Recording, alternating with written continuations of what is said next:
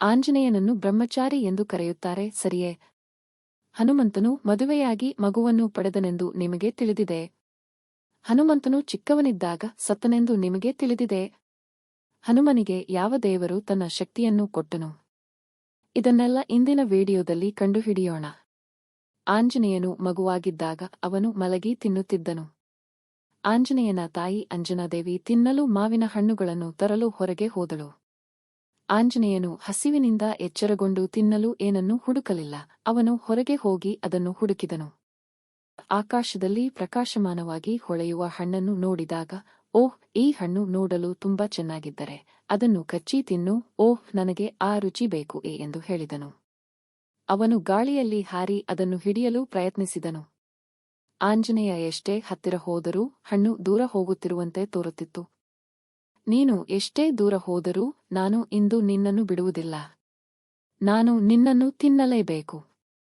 ಆಂಜನೇಯನು ಸೂರ್ಯನನ್ನು ನೋಡಿ ಅದು ಮಾವು ಎಂದು ಭಾವಿಸಿ ಅದನ್ನು ತಿನ್ನಲು ಹೋದನು. ಆಂಜನೇಯನು ಭೂಮಿಯ ಪಕ್ಕದಲ್ಲೇ ಹಾದು ಹೋಗುತ್ತಾನೆ. ಆಂಜನೇಯನು ಹಿಂತಿರುಗಿ ನೋಡಿದಾಗ ಈ ಭೂಮಿಯೂ ಕೂಡ ಹಣ್ಣಿನಂತೆ ದುಂಡಾಗಿದೆ ಎಂದು ಭಾವಿಸುತ್ತಾನೆ. ನಮ್ಮ ಭೂಮಿಯು ದುಂಡಾಗಿದೆ ಎಂದು ನಮ್ಮ ಹನುಮಂತನಿಗೆ ಈಗಾಗಲೇ ತಿಳಿದಿತ್ತು.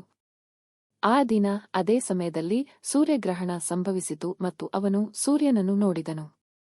ರಾಹು ಕೂಡ ಸೂರ್ಯನನ್ನು ಹಿಡಿಯಲು ಧಾವಿಸುತ್ತಾನೆ, ಆದರೆ ಅದು ರಾಹುವಿಗಿಂತ ವೇಗವಾಗಿ ಚಲಿಸುತ್ತಿರುವುದನ್ನು ನೋಡಿ ಅವನಿಗೆ ಆಶ್ಚರ್ಯವಾಗುತ್ತದೆ, ಬಿಲ್ಲಿನಿಂದ ಬಂದ ಬಾಣದಂತೆ.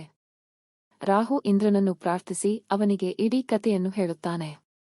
ಆಗ ಇಂದ್ರ ಕೋಪದಿಂದ ಅಲ್ಲಿಗೆ ಬರುತ್ತಾನೆ.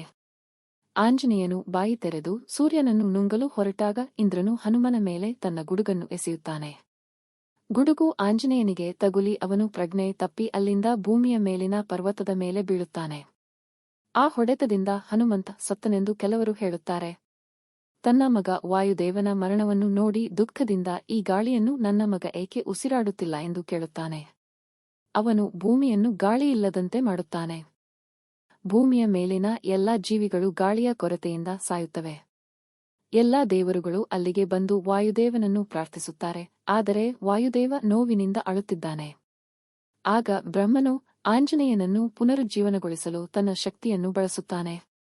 ಇದನ್ನು ನೋಡಿದ ವಾಯುದೇವನು ಸಂತೋಷಗೊಂಡು ಗಾಳಿಯನ್ನು ಮತ್ತೆ ಬರುವಂತೆ ಮಾಡಿ ಎಲ್ಲಾ ಸತ್ತ ಜೀವಿಗಳನ್ನು ಪುನರುಜ್ಜೀವನಗೊಳಿಸುತ್ತಾನೆ. ಅದೇ ಸಮಯದಲ್ಲಿ ಬ್ರಹ್ಮ ಎಲ್ಲಾ ದೇವತೆಗಳನ್ನು ಆಂಜನೇಯನಿಗೆ ವರಗಳನ್ನು ನೀಡುವಂತೆ ಕೇಳಿದಾಗ ಇಂದ್ರನು ಮೊದಲು ಹೇಳಿದನು, ನೀನು ನನ್ನ ವಜ್ರಾಯುಧದಿಂದ ಸತ್ತಿದ್ದರಿಂದ ಇಂದಿನಿಂದ ನಿನ್ನ ದೇಹವು ವಜ್ರಾಯುಧಕ್ಕಿಂತ ಬಲವಾಗಿರುತ್ತದೆ ಮತ್ತು ನೀನು ಯಾವಾಗ ಸಾಯಲು ಬಯಸುತ್ತೀಯೋ ಆಗ ನೀನು ಸಾಯುವೆ. ಇಂದಿನಿಂದ ಎಲ್ಲರೂ ನಿನ್ನನ್ನು ಗೌರವಿಸುತ್ತಾರೆ. ಸೂರ್ಯದೇವರು ಅವನಿಗೆ ಹನುಮಾನ್ ಎಂದು ಕರೆಯಲ್ಪಡುವಂತೆ ವರವನ್ನು ನೀಡುತ್ತಾನೆ. ಸೂರ್ಯದೇವರು ಅವನಿಗೆ ಎಲ್ಲಾ ಜ್ಞಾನವನ್ನು ಕಲಿಸುವುದಾಗಿ ವರವನ್ನು ನೀಡುತ್ತಾನೆ. ಇದನ್ನು ನೆನಪಿಡಿ. ವರುಣ ದೇವರು ಅವನಿಗೆ ನೀರಿನಿಂದ ಎಂದಿಗೂ ಸಾಯುವುದಿಲ್ಲ ಎಂದು ವರವನ್ನು ನೀಡುತ್ತಾನೆ. ಅದೇ ರೀತಿ ಯಮನು ನನ್ನ ಯಮಪಾಶದಿಂದ ಎಂದಿಗೂ ಸಾಯುವುದಿಲ್ಲ ಎಂದು ವರವನ್ನು ನೀಡುತ್ತಾನೆ. ಅವನು ಅಮರನಾಗಿರುವನೆಂದು ವರವನ್ನು ನೀಡುತ್ತಾನೆ. ಬ್ರಹ್ಮದೇವರು ಹನುಮನಿಗೆ ಅವನ ದೇಹವನ್ನು ಸಣ್ಣ ಅಥವಾ ದೊಡ್ಡ ಗಾತ್ರಕ್ಕೆ ಬದಲಾಯಿಸುವ ಶಕ್ತಿಯನ್ನು ನೀಡುತ್ತಾನೆ. ಅಗ್ನಿ ದೇವರು ಅವನಿಗೆ ನನ್ನ ಬೆಂಕಿ ನಿನ್ನ ದೇಹವನ್ನು ಸುಡುವುದಿಲ್ಲ ಎಂದು ವರವನ್ನು ನೀಡುತ್ತಾನೆ. ಅದೇ ರೀತಿ ವಿಶ್ವಕರ್ಮನು ಅವನಿಗೆ ನನ್ನ ಕೈಗಳಿಂದ ಮಾಡಿದ ಯಾವುದೇ ಆಯುಧವು ನಿನ್ನನ್ನು ಕೊಲ್ಲಲಿಲ್ಲ ಎಂದು ವರವನ್ನು ನೀಡುತ್ತಾನೆ. ಕುಬೇರನು ಅವನಿಗೆ ಇದು ನನ್ನ ಗದೆ ನೀಡುತ್ತಾನೆ. ಕುಬೇರನು ಅವನಿಗೆ ಇದು ನನ್ನ ಗದೆ ಎಂದು ವರವನ್ನು ನೀಡುತ್ತಾನೆ. ಈ ಗದೆಯಿಂದ ನೀವು ಕೊಲ್ಲಲು ಬಯಸುವ ಯಾರನ್ನಾದರೂ ಸುಲಭವಾಗಿ ಕೊಲ್ಲಬಹುದು. ಕುಬೇರನು ಅವನಿಗೆ ಅವನ ತಂದೆ ಶಿವನು ಅವನನ್ನು ಅಪ್ಪಿಕೊಳ್ಳುವ ವರವನ್ನು ನೀಡುತ್ತಾನೆ ಮತ್ತು ನನ್ನ ತ್ರಿಶೂಲ ಅಥವಾ ನನ್ನ ಶಿವ ಆಯುಧಗಳು ಏನನ್ನು ಮಾಡಲು ಸಾಧ್ಯವಿಲ್ಲ ಎಂದು ವರವನ್ನು ನೀಡುತ್ತಾನೆ. ಹೀಗಾಗಿ ಹನುಮನು ಚಿಕ್ಕ ವಯಸ್ಸಿನಲ್ಲಿಯೇ ಅನೇಕ ದೇವರುಗಳಿಂದ ವರಗಳನ್ನು ಪಡೆಯುತ್ತಾನೆ.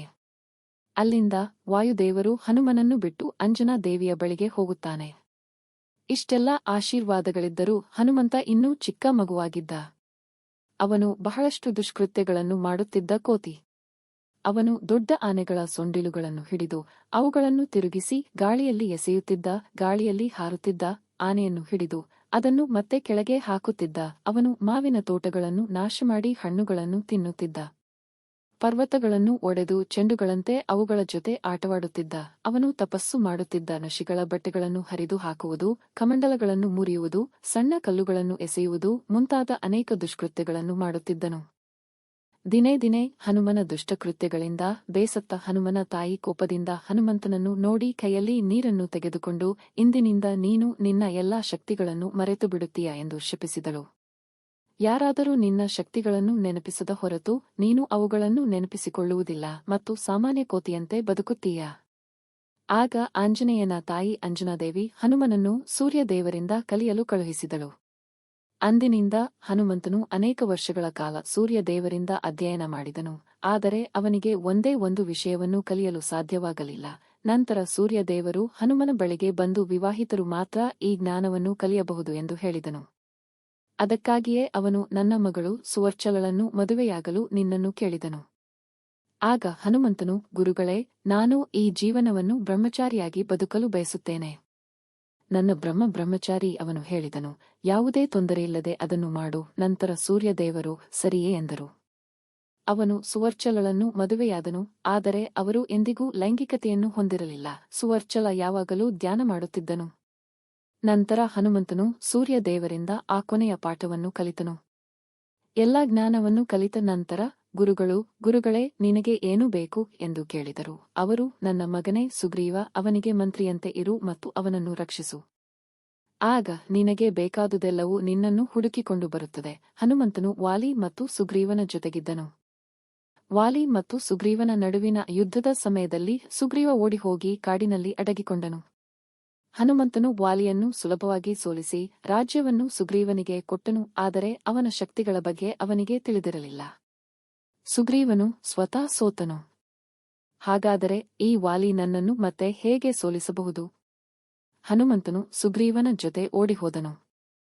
ಅದೇ ಸಮಯದಲ್ಲಿ ರಾಮ ಮತ್ತು ಲಕ್ಷ್ಮಣರು ಸೀತೆಯನ್ನು ಹುಡುಕುತ್ತಿದ್ದರು ಮತ್ತು ಸುಗ್ರೀವನ ಸಹಾಯವನ್ನು ಹುಡುಕುತ್ತಿದ್ದರು. ಆಗ ಸುಗ್ರೀವ ಭಯಭೀತನಾಗಿ, ರಾಮ ಮತ್ತು ಲಕ್ಷ್ಮಣರು ನನ್ನನ್ನು ಹುಡುಕುತ್ತಿದ್ದಾರೆ ಎಂದು ಭಾವಿಸಿದನು. ಅವನು, ನನ್ನ ಸಹೋದರ ವಾಲಿ ನನ್ನನ್ನು ಕೊಲ್ಲಲು ಜನರನ್ನು ಕಳುಹಿಸಿದ್ದಾನೆ ಎಂದು ಹೇಳಿದನು. ಆದ್ದರಿಂದ ಹನುಮಂತನನ್ನು ಅವರೊಂದಿಗೆ ಮಾತನಾಡಲು ಮತ್ತು ಅವನನ್ನು ಇಲ್ಲಿಂದ ಕಳುಹಿಸಲು ಹೇಳಲು ಕಳುಹಿಸಿದನು. ಆದರೆ ಹನುಮಂತನು ರಾಮನನ್ನು ನೋಡಿದಾಗ ಅವನ ಕಣ್ಣುಗಳಲ್ಲಿ ನೀರು ತುಂಬಿತು. ಹನುಮಂತನು ರಾಮನನ್ನು ಅಪ್ಪಿಕೊಂಡು ಅಳುತ್ತಾನೆ. ಅವನು ಅವನನ್ನು ನೋಡಿದ್ದು ಅದೇ ಮೊದಲ ಬಾರಿಯಾದರೂ ಹನುಮಂತನಿಗೆ ಹಲವು ತಲೆಮಾರುಗಳಿಂದ ತನಗಿದ್ದ ಸಂಪರ್ಕದ ಅನುಭವವಾಯಿತು. ರಾಮನಿಗೂ ಅದೇ ರೀತಿ ಅನಿಸಿತು. ನಂತರ ಹನುಮಂತನಿಗೆ ಅದು ತಿಳಿದು ಅವನನ್ನು ಸುಗ್ರೀವನ ಬಳಿಗೆ ಕರೆದನು. ಹನುಮಂತ ಮತ್ತು ಸುಗ್ರೀವ ವಾನರಿ ಸೈನ್ಯಕ್ಕೆ ಹೋದರು. ಅವರು ರಾಮನಿಗೆ ಸಹಾಯ ಮಾಡಲು ಒಪ್ಪುತ್ತಾರೆ. ಕೊನೆಗೆ ಸೀತೆ ಲಂಕೆಯಲ್ಲಿದ್ದಾಳೆಂದು ರಾಮನಿಗೆ ತಿಳಿಯುತ್ತದೆ. ಸೀತೆ ತಾನು ಬರುತ್ತಿದ್ದಾಳೆಯೇ ಎಂದು ಅನುಮಾನಿಸಲು ಯಾರನ್ನಾದರೂ ಕಳುಹಿಸಬೇಕೆಂದು ಅವನು ಯೋಚಿಸುತ್ತಾನೆ. ಜಾಂಬವನ್ ಹನುಮನನ್ನು ಕಳುಹಿಸೋಣ ಎಂದು ಹೇಳುತ್ತಾನೆ. ಹನುಮಂತನು ಆಶ್ಚರ್ಯಚಕಿತನಾಗಿ, ನೀವು ಭಾವಿಸುವಷ್ಟು ಬಲಶಾಲಿಯಲ್ಲ, ನಾನು ಕೇವಲ ಸಾಮಾನ್ಯ ಕೋತಿ. ಸ್ವಾಮಿ, ಅದು ನನಗೆ ಸಾಧ್ಯವಾಗುತ್ತದೋ ಇಲ್ಲವೋ? ನಾನು ಅಲ್ಲಿಗೆ ಹೋದ ತಕ್ಷಣ ರಾವಣನ ಸೈನ್ಯವು ನನ್ನನ್ನು ಕೊಲ್ಲುತ್ತದೆ. ಜಾಂಬವನ್ ನಗುತ್ತಾ, ಹನುಮ, ನಿಮ್ಮಲ್ಲಿರುವ ಶಕ್ತಿಗಳ ಬಗ್ಗೆ ನಿಮಗೆ ತಿಳಿದಿಲ್ಲ. ನಾನು ನಿಮಗೆ ಹೇಳುತ್ತೇನೆ, ಕೇಳುವೆ ಎಂದು ಹೇಳುತ್ತಾನೆ. ಅವನು ಹನುಮನಿಗೆ ತನ್ನ ಎಲ್ಲಾ ಶಕ್ತಿಗಳನ್ನು ನೆನಪಿಸುತ್ತಾನೆ. ನಂತರ ಹನುಮಂತ ಇದ್ದಕ್ಕಿದ್ದಂತೆ ತನ್ನ ದೇಹವನ್ನು ದೊಡ್ಡದಾಗಿಸಿ ಆಕಾಶಕ್ಕೆ ಹಾರಿ ಲಂಕೆಗೆ ಹೋಗುತ್ತಾನೆ. ಅವನು ಲಂಕೆಯಲ್ಲಿ ಸೀತೆಯನ್ನು ಹುಡುಕುತ್ತಾನೆ ಮತ್ತು ರಾಮನ ಉಂಗುರವನ್ನು ನೀಡುತ್ತಾನೆ. ಆದರೆ ಅಲ್ಲಿ ರಾವಣನೊಂದಿಗಿನ ಹೋರಾಟದ ಸಮಯದಲ್ಲಿ ರಾವಣ ಹನುಮನ ಬಾಲಕ್ಕೆ ಬೆಂಕಿ ಹಚ್ಚುತ್ತಾನೆ. ಹನುಮಂತ ನಗುತ್ತಾನೆ ಮತ್ತು ಇಡೀ ಲಂಕೆಯನ್ನು ಸುಟ್ಟು ಹಾಕುತ್ತಾನೆ. ಅದಕ್ಕಾಗಿಯೇ ಹನುಮಂತನು ಅವನನ್ನು ನೋಡಿದಾಗ ಅವನು ಬಂದು, ರಾವಯ್ಯ ಸುಟ್ಟು ಹೋದ ಎಂದು ಹೇಳಿದನು ಎಂದು ಹೇಳಲಾಗುತ್ತದೆ. ಲಂಕಾ ಸುಟ್ಟು ಹೋದ ನಂತರ ಅವನು ತನ್ನ ದೇಹದಿಂದ ಬರುವ ಶಾಖ ಮತ್ತು ಬಾಲದಲ್ಲಿರುವ ಬೆಂಕಿಯನ್ನು ತಣ್ಣಗಾಗಿಸಲು ಹನುಮಂತ ಸಮುದ್ರಕ್ಕೆ ಧುಮುಕುತ್ತಾನೆ. ಅವನು ಧುಮುಕುವಾಗ ಅವನ ದೇಹದಿಂದ ಬಂದ ಬೆವರಿನ ಹನಿಯನ್ನು ಮೀನು ನುಂಗುತ್ತದೆ ಮತ್ತು ಆ ಮೀನಿಗೆ ಮಕರಧ್ವಜ ಎಂಬ ಮಗ ಜನಿಸುತ್ತಾನೆ. ಹೀಗೆ ಬ್ರಹ್ಮಚಾರಿಯಾಗಿದ್ದ ಹನುಮಂತನು ಮದುವೆಯಾಗಿ ಒಬ್ಬ ಮಗನನ್ನು ಪಡೆಯುತ್ತಾನೆ. ನಿಮ್ಮಲ್ಲಿ ಎಷ್ಟು ಜನರಿಗೆ ಇದು ತಿಳಿದಿದೆ? ನಾವು ನಿಮಗಾಗಿ ವಿಡಿಯೋಗಳನ್ನು ಮಾಡಲು ಶ್ರಮಿಸುತ್ತಿದ್ದೇವೆ. ಪ್ರತಿಯೊಬ್ಬ ಹನುಮಾನ್ ಭಕ್ತರು ಜೈ ಬಜರಂಗಬಲಿ ಎಂದು ಕಾಮೆಂಟ್ ಮಾಡಿ, ವಿಡಿಯೋವನ್ನು ಲೈಕ್ ಮಾಡಿ, ಹಂಚಿಕೊಳ್ಳಿ ಮತ್ತು ಸಬ್ಸ್ಕ್ರೈಬ್ ಮಾಡಿ. ಹನುಮಾನ್ ಮತ್ತು ಅವನ ಮಗ ಮಕರಧ್ವಜರ ನಡುವೆಯೂ ಯುದ್ಧ ನಡೆಯಿತು. ಅದರ ಬಗ್ಗೆಯೂ ನಿಮಗೆ ವಿಡಿಯೋ ಬೇಕಾದರೆ ನಮಗೆ ತಿಳಿಸಿ, ನಾವು ಖಂಡಿತವಾಗಿಯೂ ಅದನ್ನು ಮಾಡುತ್ತೇವೆ. ಜೈ ಬಜರಂಗಬಲಿ.